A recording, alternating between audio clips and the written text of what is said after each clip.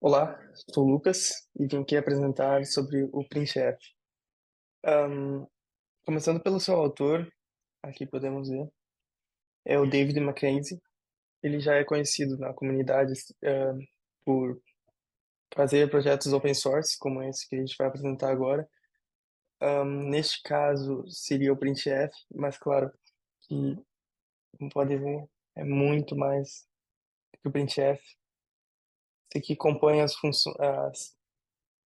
biblioteca de C, principalmente nos sistemas Unix e o Linux.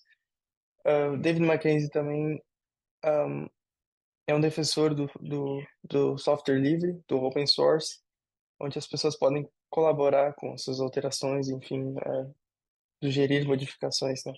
Então, aqui no início a gente tem as licenças, que explica um pouco do programa, do geral. Esse link aqui também temos para nos auxiliar. Aqui as bibliotecas que foram incluídas, importadas. Aqui o programa, o nome do programa, autor e tudo mais. Aí aqui começamos com o manual do usuário. Aqui, dependendo do que o usuário, ahm, por exemplo, se o usuário botar menos help, vai aparecer isso aqui. O verify numeric vai receber um numeral e vai ver se ele é válido ou não. Se ele for válido, continua. Se ele não for válido, ele dá um erro. Ele lança um erro. Então, essa macro aqui, que temos nome estranho aqui, ela vai definir uma função, ela vai pegar e meio que fazer uma função, como podemos ver aqui nesses exemplos intmax e o intmax. Aqui no print askchar, nós temos, ele vai tratar e imprimir caracteres de escape, como uma linha nova ou tabulação. No print ask, ele vai processar e imprimir a sequência de escape, como um hexadecimal ou Unicode.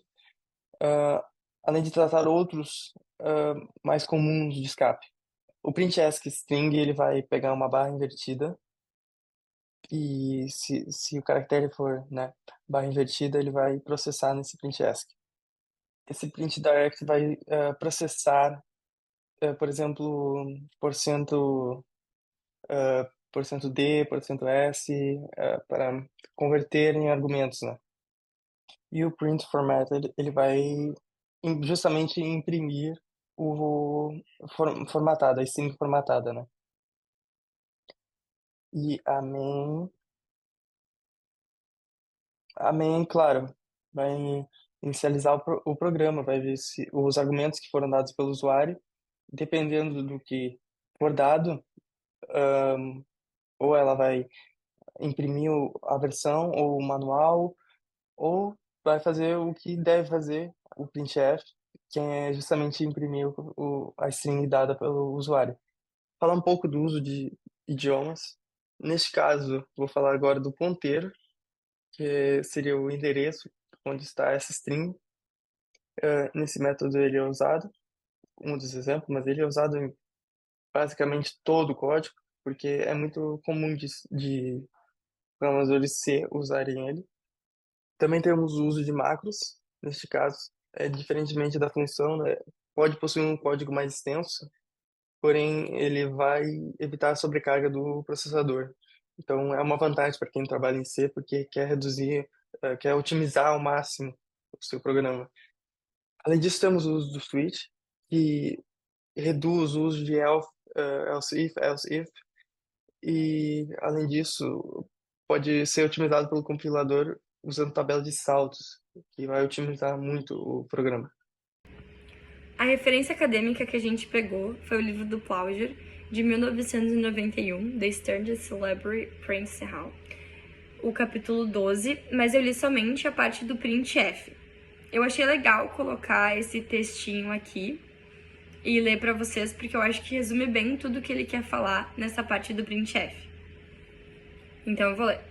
A função printf escreve a saída no fluxo apontado por stream sobre o controle da string apontada por format, que especifica como os argumentos subsequentes são convertidos para a saída. Se houver argumentos insuficientes para o formato, o comportamento é indefinido.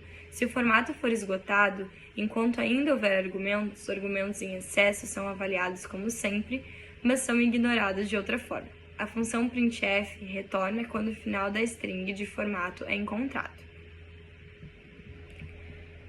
Ainda sobre o livro, tem alguns conceitos que eu achei indispensável não falar aqui. String, que eu acabei de ler, que é por onde vêm os argumentos, pode ser por um arquivo, pode ser também pelo console. E format, que é mais importante, que é o formato. Tu vai definir o formato que tu quer que seja impresso o teu argumento. Existem diversos formatos, mas eu gostei alguns conhecidos. Por exemplo, o %D, %S, %F. Eu coloquei também alguns erros possíveis, que é quando tu passa argumentos demais e não foi isso que tu colocou no teu formato, ou seja, tu colocou o formato %D e aí ao invés de passar só um argumento, tu passou 2 argumentos. O %D, ele é para inteiro, então tu passou 9 e passou depois 20. Vai dar erro. Ou tu passou argumentos insuficientes, ou seja, tu botou %D e mais um %D e tu passou só 9. Vai dar erro também. Aqui eu coloquei um exemplo do livro, que é um código onde ele vai imprimir o dia, o mês, ele vai imprimir uma data e também a hora que tu quer imprimir. Basicamente, ele tem aqui 2 variáveis constantes e ele utiliza ponteiros, porque ele fala também no livro que tu não precisa fazer a repetição daqueles argumentos, criando cópias desnecessárias que acabam utilizando mais memória. Então, basicamente, economia de memória, né? Ponteiros. Tem também aqui outros argumentos, todos em int. E o que eu acho legal mostrar é a formatação. A gente tem o %S, que é para string. A gente tem o %D, que, como eu já falei, é para inteiros. E aqui depois, um mais legal, que é o %D.2D. O que esse 2 quer dizer? Ele quer dizer que, obrigatoriamente, tu tem que ter dois números, 2 decimais. Então, ele utiliza 2 vezes esse %.D para horas e minutos. E aqui na saída, a gente consegue enxergar que o argumento de minutos, ele tinha passado somente o número 2. E como ele botou .2D, acaba que a formatação sai com um 0 antes do 2. Que é isso que quer dizer. Por exemplo, se eu tivesse botado ali .3D, ia ter saído 002. Do livro, é isso. Agora a gente tem aqui um exemplo de aplicação que eu criei. Eu coloquei algumas coisas legais aqui também. Por exemplo, aqui nessa formatação da linha 8, a gente vê que tem %06D. O que isso significa?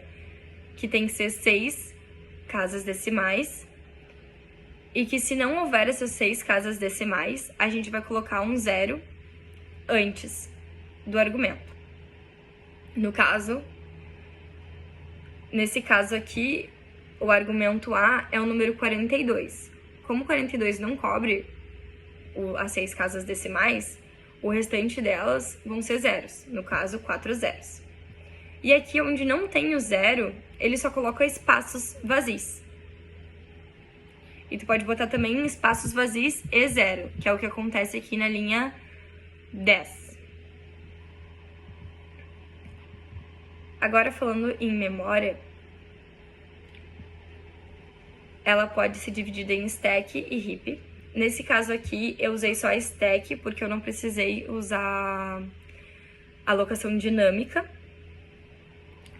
Então, a stack ela é usada para armazenar variáveis locais, como A e B, como eu fiz no exemplo, além de informações de controle do programa, como endereços de retorno de funções. Eu achei legal aqui também colocar que as duas ocupam 4 bytes cada uma.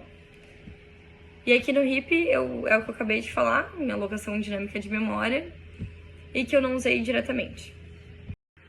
O nosso diagrama ele ficou básico, mas dá para ter uma ideia legal do conceito do printf. Então a gente pegou o format, que é a formatação, né, que vai ser decidida, os argumentos, imprimir, processar format, o format specification, o processamento, que a gente pega a formatação, processa os caracteres dela, o que eles significam, e também ver se eles são válidos para os argumentos que foram passados, que é aquilo que eu falei também dos erros. Então, a gente tem aqui um bem legal que é validar, para ver se é válido ou não. Aplicar flags, que uma das flags que eu falei também bastante é o 0. 0 é uma flag. A gente tem também a flag mais, que é para botar sinal ou não, e isso tudo tem dentro do código. Bom, aqui eu fiz à mão mesmo o diagrama dinâmico. Aqui a gente tem a main, que vai chamar o printf, e dentro do printf a gente tem processar o formato, extrair argumentos, extrair argumentos, aplicar formatação, que vai passar para esse processador de formatação. E se tiver correto, ele vai imprimir a saída, e caso não esteja correto, assim como fala no livro, às vezes ele vai pegar os argumentos, ele vai processar, mas ele não vai mostrar nada, porque vai estar errado. E é basicamente isso.